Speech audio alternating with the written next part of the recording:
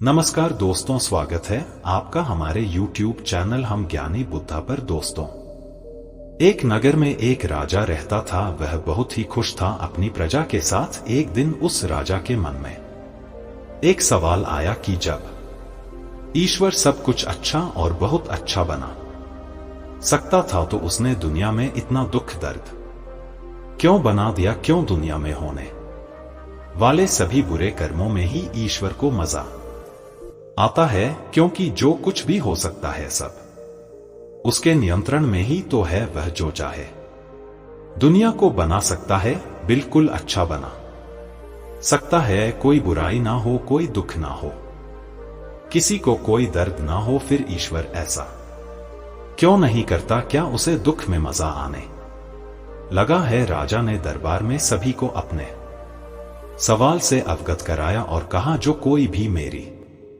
इस सवाल का सही और सटीक जवाब देगा कि वह जो चाहेगा मैं दूंगा का। यह सुनकर उस राज्यसभा के कुछ विद्वान लोग खड़े हुए और उन्होंने कहा कि जवाब के लिए कोई बड़ी दुविधा नहीं है, इसका जवाब तो हम भी दे सकते हैं। ईश्वर ने जो सृष्टि बनाई है अच्छी ही बनाई है, सुख से भरी हुई ही बनाई है, पर हमारे मन के कारण इसमें दुख उत्पन्न होता है, इसमें दोष उत्पन्न होता है। इसमें दोष ईश्वर का नहीं है, हमारे मन का है। वही हमें भटका देता है। राजा ने कहा, और क्या हमें यह बताएंगे कि हमारा मन सही रहे, वह कभी ना भटके, वह हमेशा सत्य की ओर चले? ऐसे मन का निर्माण ईश्वर कर भी तो सकता है। फिर उसने हमारे पास ऐसा मन क्यों छोड़ा जो दुख को खींच लेता है, हमें दुखी बना देता है?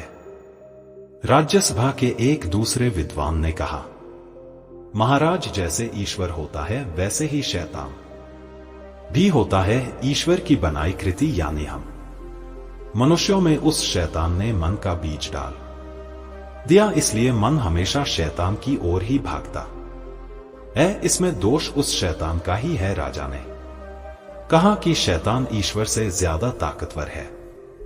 विद्वान ने कहा, नहीं, इस सृष्टि में सबसे शक्तिशाली ईश्वर ही है। राजा ने कहा, तो फिर वह ईश्वर और शैतान को खत्म कर अपनी बनाई आकृति यानी हमारी दुनिया क्यों नहीं मिटा देता? और अगर वह ऐसा करने में सक्षम नहीं है तो इसका मतलब शैतान ज्यादा ताकतवर है, ज्यादा शक्तिशाली है। तो क्या हम एक शैतान की शरण में नहीं हो जाना चाहिए? राजा की बात सुनकर सभी शांत हो जाते हैं और किसी की हिम्मत नहीं हुई कि कोई राजा की बात का उत्तर दे सके। इसके बाद राजा ने घोषणा की, जो कोई भी अपने उत्तर से मुझे संतुष्ट कर देगा उसकी हर इच्छा पूरी की जाएगी, हमेशा जब तक वह रहेगा। इसके बाद राजा के पास दूर दूर से, देश विदेश से विद्वान आने लगे। सबने अपने अपने उत्तर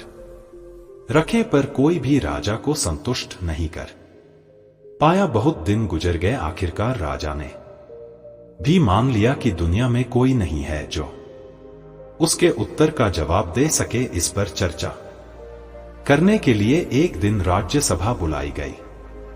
राजा ने कहा, हमने एक दिन विद्वानों से चर्चा की और कोई भी हमारे सवाल का ठीक जवाब नहीं दे पाया। तब वही सुनी बातें ही दोहरा रहे हैं। क्या हम मान ले कि अब इसका जवाब हमें जीवन में कभी ना मिलेगा? तभी राजा का रसोइया राज दरबार में उपस्थित हुआ और उसने कहा, महाराज, आपके लिए एक ऐसी सब्जी मैंने बनाई है जिसे खाने के बाद आपको आपके सारे उत्तर मिल जाएंगे। इसका ऐसा स्वाद आज तक आपने कभी नहीं लिया होगा। राजा ने कहा, तुम्हारी बातों से लगता है सब्जी बहुत ही स्वादिष्ट बनी होगी, हमारे सामने इसे जल्दी से पेश किया जाए। रसोइये ने कहा, महाराज, सब्जी तो यहां नहीं आ सकती, आपको ही सब्जी तक जाना पड़ेगा, नहीं तो सब्जी का स्वाद खराब हो जाएगा। राजा ने कहा, अच्छा, अगर ऐसा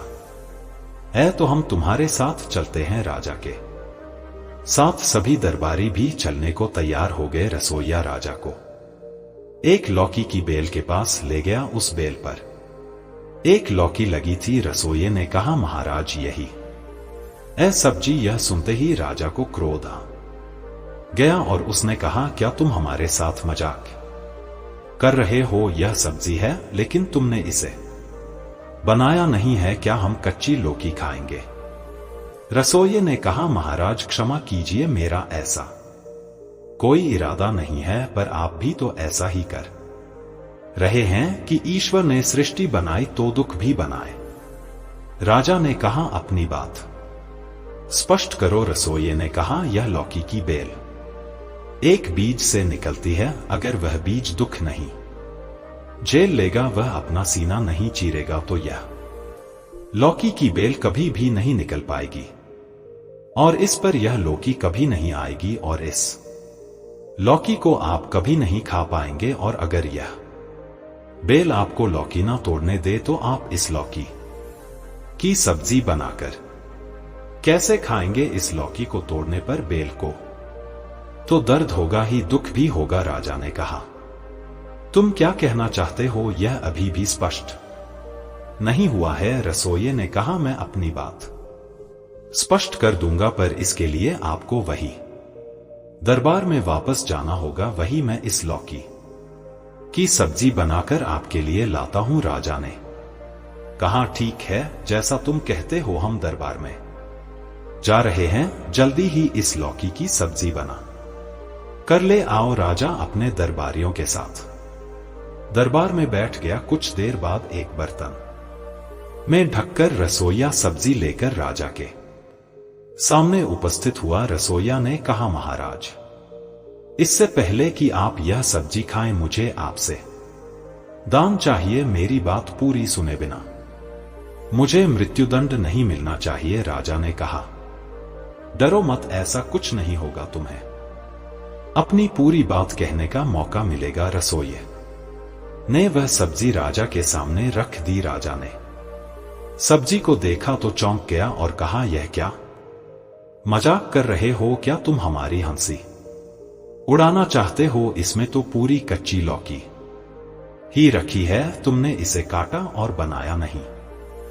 रसोइये ने कहा, महाराज, लौकी को बेल से तोड़कर पहले ही हमने लौकी को बहुत दुख दिया है और अब लौकी को काटकर इसे दुख देना, दर्द देना क्या उचित है? इसके बाद इसे तेल में तला जाएगा। इसमें भयानक भयानक मसाले डाले जाएंगे जो इस लौकी के दर्द को बढ़ा देंगे और महाराज, तब जाकर आपको इसमें स्वाद आएगा और आप कहेंगे, वाह क्या सब्जी बनाई है। राजा ने कहा, तुमने अभी भी अपनी बात स्पष्ट नहीं की है। अपनी पूरी बात स्पष्ट करो, तुम कहना क्या चाहते हो?